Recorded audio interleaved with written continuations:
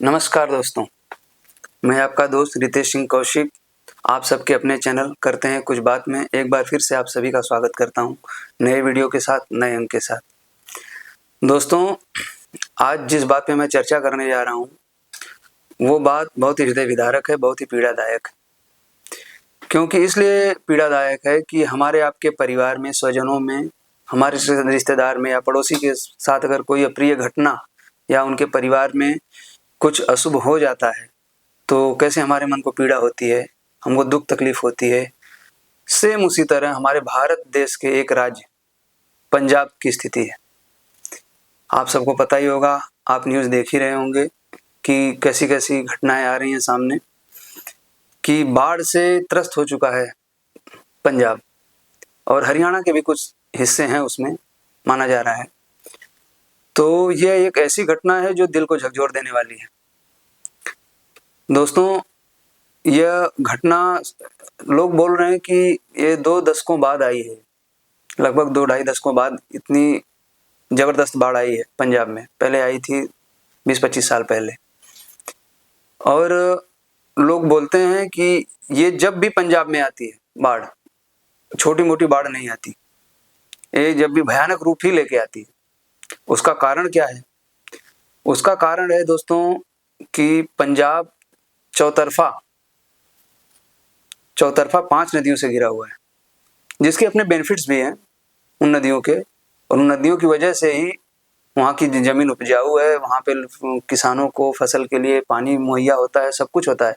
लेकिन वो नदियाँ जब रौद्र रूप लेती हैं तो इस तरह ही तांडव मचाती हैं, और वो तांडव आप सब देख रहे हैं टीवी पर, जिसमें बोला जा रहा है कि 23 जिले प्रभावित हुए हैं और 23 जिले के 2050 गांव उसकी चपेट में आए।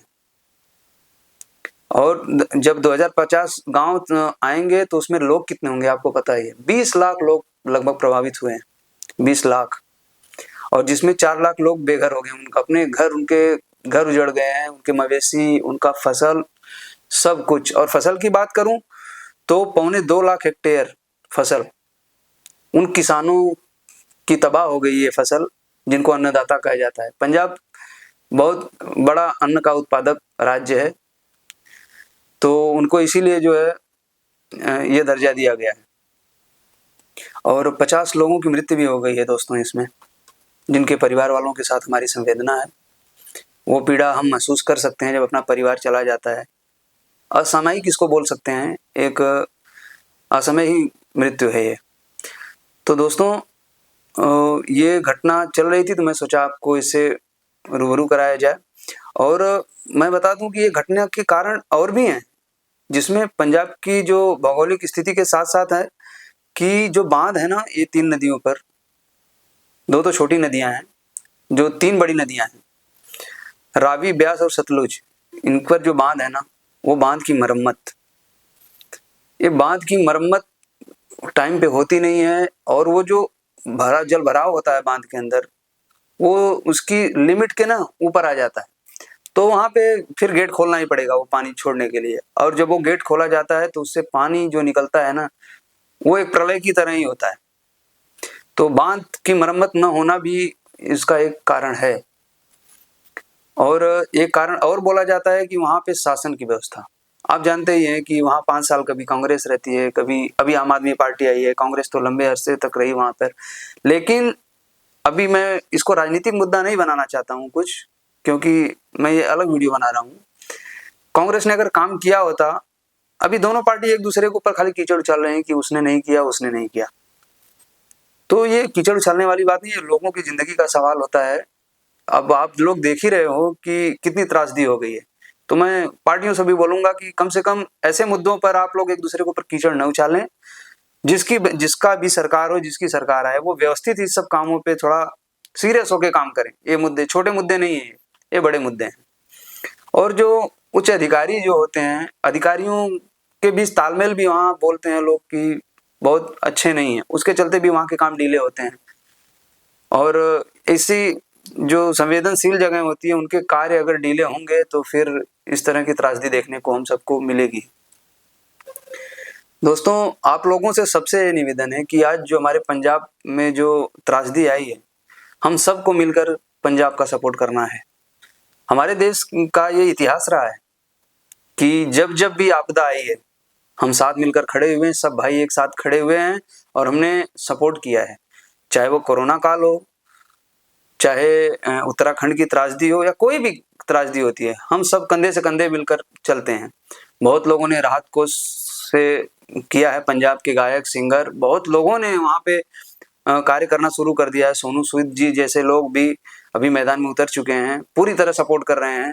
तो आप लोगों से भी निवेदन है कि कहीं भी अगर आपको ऐसा मौका मिले सपोर्ट करने का तो चूकिएगा मत, क्योंकि दोस्तों जो ये हमारे जो सिख भाई है ना, इनका दरवाजा सभी धर्मों के लिए खुला रहता है। आप इनके लंगर देखते ही होंगे, इनके लंगर में किसी से नहीं पूछा जाता आप किस जात के हैं, किस मजहब के हैं। ये सबके लिए समान भाव रखते हैं, उतने प्रेम से खिलाते हैं कि जैसे अपने परिवार में आप खाना खाते हैं। तो दोस्तों आज उनका कर्ज जो सबके ऊपर है, एक समाज के ऊपर, वो अदा करने का टाइम है आप लोगों के पास। तो जो भी आपसे मदद हो सके, अगर आपके तरफ कोई राहत सामग्री इकट्ठा कर रहे हों तो आप उसमें मदद कर सकते हैं, या कहीं कुछ पैसे रुपए का अगर कहीं कुछ हो तो जो आपसे हो, कुछ नहीं, वो आप मदद वहाँ पे कर दें तो आपकी मदद किसी के लिए काम कर सकती है। पूरे पंजाब के लिए एक कुछ सहायता राशि मिल जाए तो लोग कर भी रहे हैं, सहायता कर भी रहे हैं। अपनी प्रधानमंत्री जी भी 9 तारीख को वहाँ का दौरा करने वाले हैं और वो भी अपने राहत कोष से जरूर कुछ न कुछ देंगे। तो जब सब साथ मिलकर खड़े होंगे ना तो दुख थोड़ा कम होगा दोस्तों, पंजाब को भी सहारा मिलेगा कि हमारे भाई हमारे साथ खड़े हैं। बस ये एक बात थी, सोचा आप लोगों से चर्चा कर लूं इसको लेकर। मन किया कि चर्चा करूं तो किया। अब आगे फिर उस पर कोई अपडेट आएगा तो जरूर आपसे चर्चा करेंगे। इसी बात के साथ आप लोगों से विदा लेता हूं, मिलते हैं अगले वीडियो में। जय हिंद, जय भारत।